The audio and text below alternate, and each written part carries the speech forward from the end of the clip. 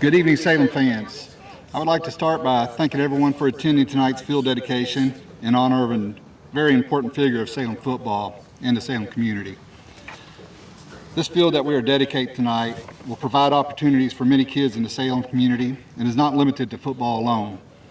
With the grass field, use of the field is limited due to the wear and tear as we've seen over the past few years, so the field sits empty a majority of the time.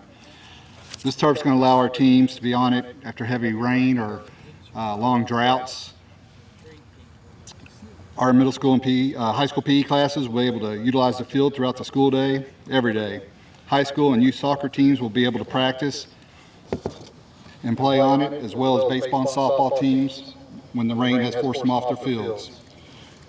This year, our band is bringing back their band invitational, which is a great financial opportunity for them. These are just a few of the groups and teams that will benefit from this field. And I might be biased, but I believe this field is the best looking field I've seen. So it turned out really nice. The company that put it in, they were really quick with it and very effective with it. So it definitely is, I'd say, best one in Southern Indiana. It should bring a sense of pride to our community as something positive that we have provided for our kids. And the naming of this field, the Jim Rawson Field, just makes sense. And not just for the accomplishments he had as a football coach. His numbers speak for themselves. 192 games over 19 years as the head coach of the Lions. 126 victories, 6 conference championships, and the school's only sectional title. But I believe his impressive football stats pale in comparison to the stats that can't be put on record boards. His impact on his players, students, the community, and on young coaches like myself can never truly be measured. As evident by the crowd that has showed up today, there are many people who would step up here and would love to share their love and appreciation for Coach. However, Coach is living that retired life now, so I don't know if he can stay up long enough to hear everyone speak. I hear he's got a pretty busy golf and pickleball league schedule. So. In 1995, I was a new teacher and coach fresh out of college. I hired on at Salem with the thought that this would just be a stepping stone to a bigger school. Fortunately, I was asked to coach defense for the freshman football team, and that gave me the opportunity to work with Coach Rawson. My first impression during 2 days was that this man may be a little crazy. I've never been around anyone with the energy and passion that this man possessed. His use of acronyms, abbreviations, and nicknames was impressive, if not mind-boggling. I spent most of the preseason trying to figure out what the acronym stood for and who belonged to what nickname. I knew very little about structured football, and it was obvious. As a result, Coach named me a Canninger, which was his version of a coach/manager. Me and John Calhoun shared that. I only had the opportunity to work with him for 2 years before he retired to focus on being the school principal. I have been blessed to play basketball for and also coach under some tremendous coaches who taught me a lot about the game, and coaching in general. However, I learned more in 2 years about learning how to care for and love your players from Coach Rawson than I learned in all my years around other coaches. His passion for football, competition, and his players helped draw me to Salem High School to the point that I didn't want to go anywhere else. I wanted to be like him and to be a head coach who was all in for his program. I fell far short of Coach Rawson's level of achievement and the impact he had on the community, but I'm so thankful that he showed me how great being a Salem Lion is, and that he supported me as a manager, as a teacher, and eventually as a head coach. My most important role as an assistant for Coach Rawson was to pick up his hat and return it to him after he would throw it following a touchdown.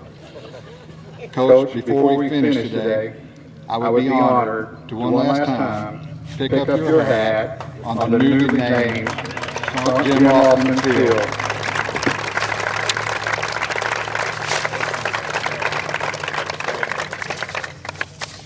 Again, I want to thank everyone for being here today. Jamie Richardson will speak next, giving a perspective from a former player.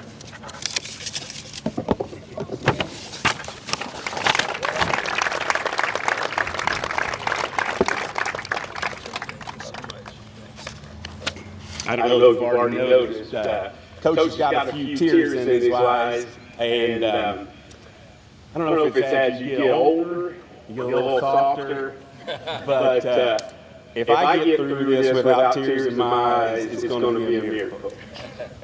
And before I go on talking about Coach Ralston, we need to talk about Linda Ralston. She is the driving force behind Coach Ralston. She is the support behind Coach Ralston. She was a mother figure to about 1,000 Salem Lions, and we're so very thankful for Linda Ralston.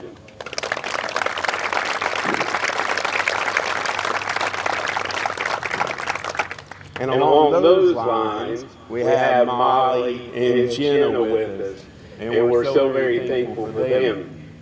They shared their dad with approximately 1,000 other football players. But those guys are like brothers to them, except for you. We won't go there. But no, seriously, when I think of Salem football and what Coach Ralston did, he created a brotherhood that to this day is so strong in my life. When I see Anthony and Brad and Teddy and Lawrence and Mark here from the class of '91 and so many others that I played with, it's so awesome. And it's so awesome to see John Haven and Ronnie and Brent and Mark Waltney I see up there. And there's so many others I'm sure I'm missing. Joey Heron up in there. As a football player, there was nothing more exciting when you would walk on the field or the practice field and see the older guys come back. See the older guys come back and support you. It meant the world to you. And one thing that Coach installed in all of us is treating people the way you want to be treated. Those guys came back and supported us. And for that, I'm forever thankful and hope that we pass that on to the younger generation from us. So Coach obviously got the brotherhood started. But Coach got the school excited. Everybody wanted to be a part of Friday night in Salem. You either wanted to play football, you wanted to cheer, you wanted to be in the band, you wanted to be in the cheer block, you wanted to be somewhere associated with Salem football. And it was so much fun. But Coach didn't stop there. He got the whole city excited. And we would come, and this place was packed. And it was fun. And I keep saying the word fun because Coach made it fun. One of Rodney's favorite quotes from Coach, and that resonates with me also. This is going to be at least PG or less tonight. Coach coached in a different time, and things could be said in many different ways.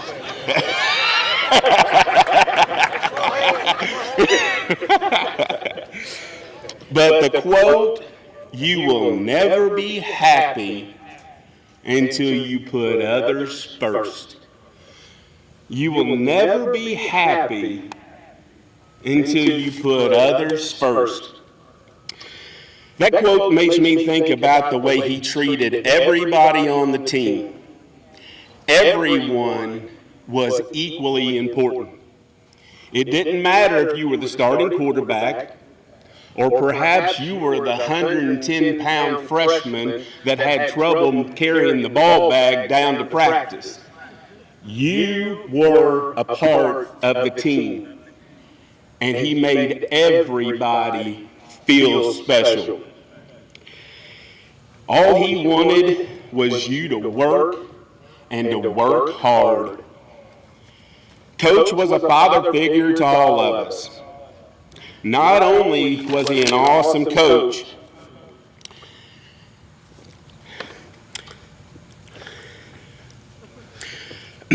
but Coach helped many of his players through a lot of things that many people didn't know they were going through.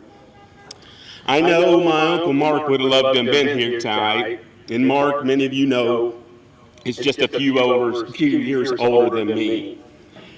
But my grandfather passed away right before Mark's senior year. And Mark shared with me how much Coach Ralston and Coach Mullins meant to him.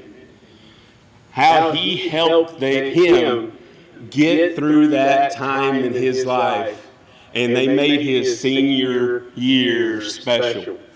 And I can tell you, if you help my grandma, you will always be a special part in my life. And Mae Richardson loved Jim Ralston and Dan Mullins. She sat through a lot of games and said she still didn't know anything about football, but she had a good time. As much as winning is important and fun, he made, like I said, every part of football fun. How about a bus ride home with a victory crawl and Coach Ralston going 10 kinds of crazy? It was awesome. It was just awesome. Perhaps a certain chant or two. My memory goes back to POC, which developed into POP. And I'll just leave it at that, because if you know, you know.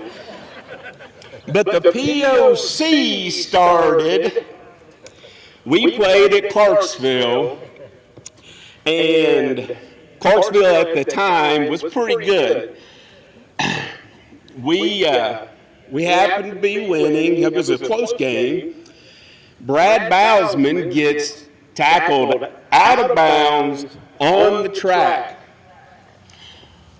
Brad Bowsman pushes the kid in the head. The kid comes back up at Bowsman and then has to deal with Mark Day. And I'll tell you, it was on after that. And to this day, I have a good feeling that Coach was pretty excited and happy that we kicked their ass on and off the field that night. He may not have ever said it.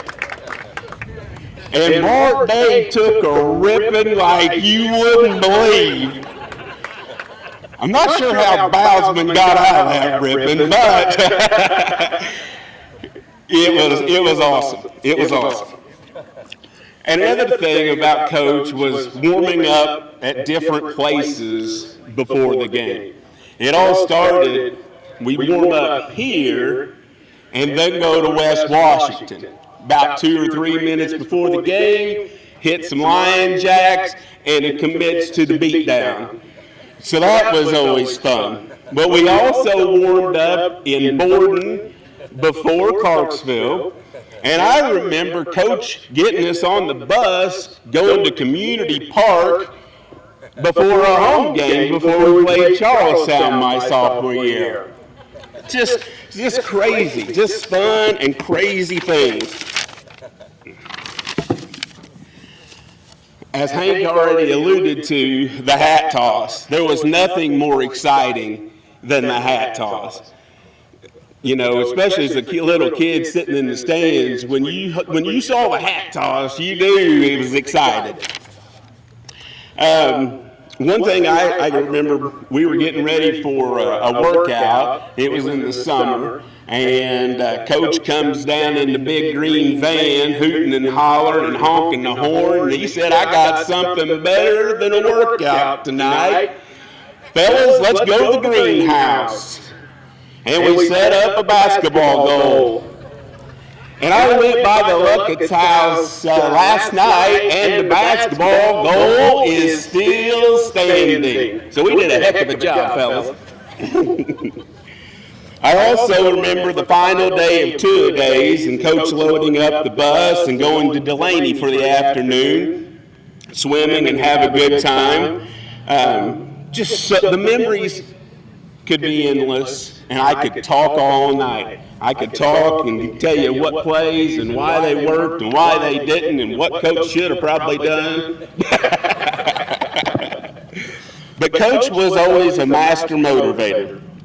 Like I said, he could rip you up one side and down the other and tick you off so bad that you were just spitting mad.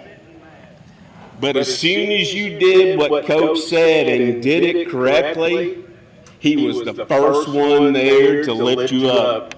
He was the one that said, "That's exactly what I want." And if you did that, you were riding high. He was also a fantastic disciplinarian. You know, as I've gotten older, I think it's amazing how much teachers and coaches truly know about what's going on in young people's lives. Well, I'm not going to name any names, but I will tell you, we had a couple of running backs. One was a linebacker and one was a defensive end, and you can figure it out from there if you watched us back in the day. But there was a girl that was involved, and one was going out with her. The other apparently really wanted to go out with her. And they were about to come to blows in the gym before practice. Well, guess what? Coach knew that. And instead of having a big fight, Coach lined them up every play in linebacker running back drills. And it got so intense that Coach Borka and Coach Beckman would stop lineman practice just so we could watch. It was awesome. But Coach took care of that situation pretty quick. So yes, Coach absolutely deserves this honor for his time as football coach here at Salem and the great things that he did. But to me, he's one of the most influential men in my life, next to my dad and my Uncle Mark. Coach had a saying, "Work hard, do things correctly, good things will happen." When I was in high school, I thought he was just talking about football and schoolwork. Now, I've utilized that saying in the game of life for the last 34 years. It's something that I've passed down to my daughter and will be passing down to my soon-to-be grandson. And tonight, what I wouldn't give to buckle my chin strap up another notch and hit her another lick. So I know there's a lot of boys up there, and it looks like the junior high and some high school boys scattered out. Every time you step on this field, boys, make Coach Ralston proud. Thank you.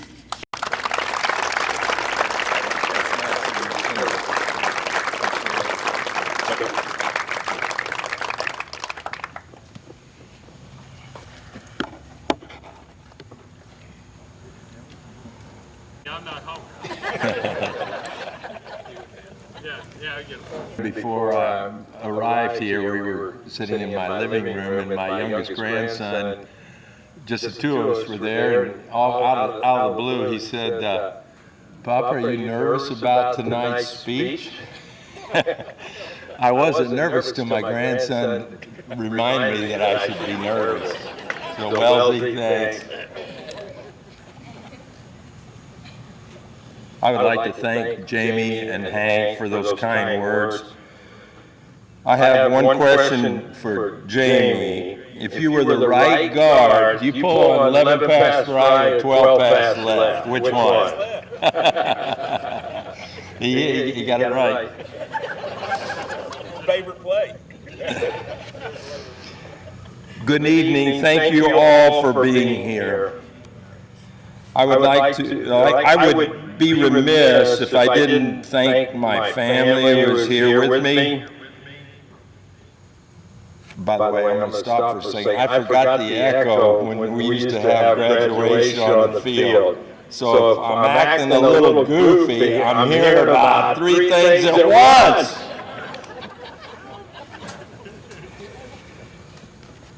My wife Linda and our girls Molly and Jenna and their families, it's special for me to share this night with them. Thank you for being here.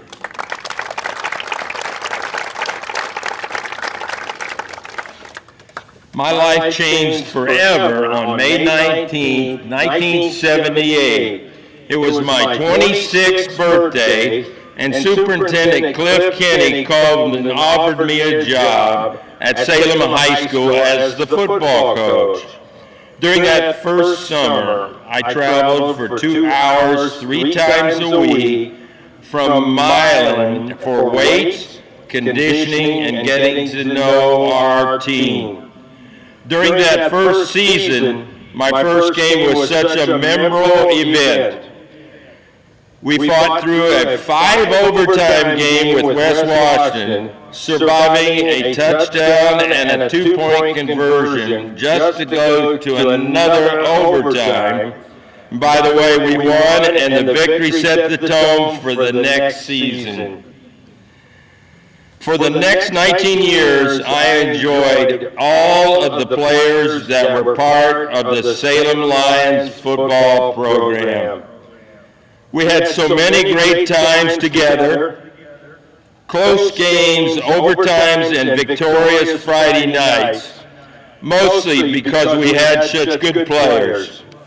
I will never forget our bus rides home after victories, warming up in Borden before Clarksville games, arriving 5 minutes before the kickoff for the Dub-Dub games, and who could forget PRP?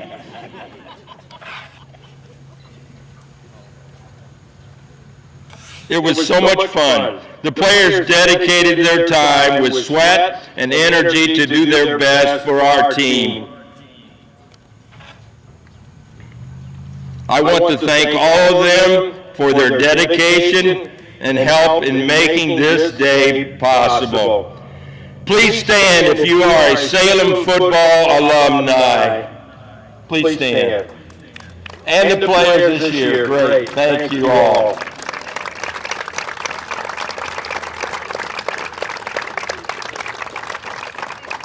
A relationship between a coach and his players is special, and for me, cannot be forgotten. I also want to thank our great fans. On away games, many times our crowd would be larger than the home team. Special thanks to Dan Mullins for being my first defensive coordinator, and all the other assistants who gave it their all each season. All of the student and faculty support led by our cheerleaders and student managers helped us perform at a high level. This field very much belongs to all of us, past, present, and future, who dedicate time and energy to the students of Salem High School. I am so honored, humbled, and grateful for this dedication. You can only imagine the shock I felt when I realized my name was on this field in a town that has meant so much to my family. I still can't believe it. I would like to thank our school board for their vision to approve this project, and to Mr. Whedon for his leadership of our athletic department. The greatest benefit of this facility will be all the students of Salem Community Schools. No more outdoor troubles at soccer games. No more band contests called off because of a super wet field. No more mowings, watering, or lining the field. This is definitely a field to be proud of and one that will serve our community for many years. To Coach Gleasing and this year's Salem Lions, thank you for being here. Over the 19 years of my coaching career, I constantly repeated to my players, work hard, do things correctly, and good things will happen to you. I offer you this motto, and I wish the best of luck this season. Again, thank you so much for this honor, and no matter where I live, I will always be a Salem Lion. Thank you.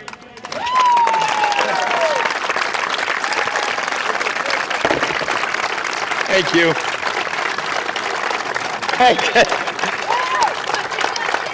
He's the best candidate I ever had.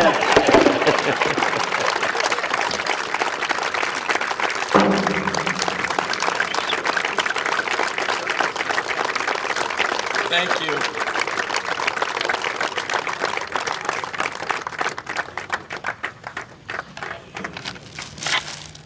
Thank you so much for coming out this evening and celebrating this dedication with us. I am so grateful to be a part of this great tradition as your superintendent, and thank you, Coach Ralston, for your legacy.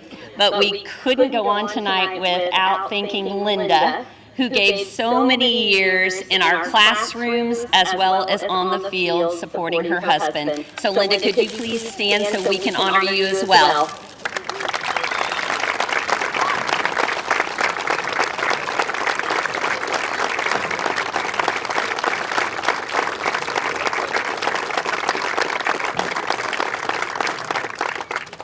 We've heard it over and over again. This field is a beautiful gift to all of us. It's going to serve many children in many capacities for many years. If you have a chance to tour our facilities while you're here this evening, you'll want to check out some of our additional additions and renovations. So down at Brady Shrum Elementary, we have been able to replace the upper and lower elementary playgrounds. We have been able to upgrade our HVAC systems, which is an absolute necessity to keep our students and teachers maintained with heating and cooling. We have been able to relocate our fuel depot and some paving at the bus garage. We've been able to purchase and lease some new buses, and we really look forward to replacing the press box in November. So that's coming too, along with some other surprises that you'll have to wait and see. So at this time, we're going to give Coach Ralston another round of applause, and then we'll ask you to exit, come down and enjoy the field, and meet and greet with Coach Ralston. Thank you.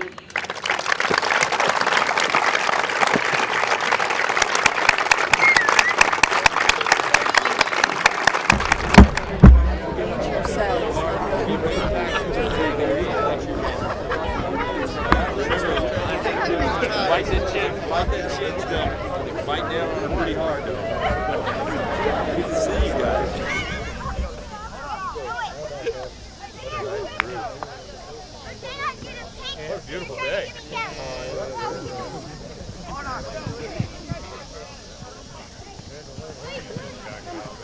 day long.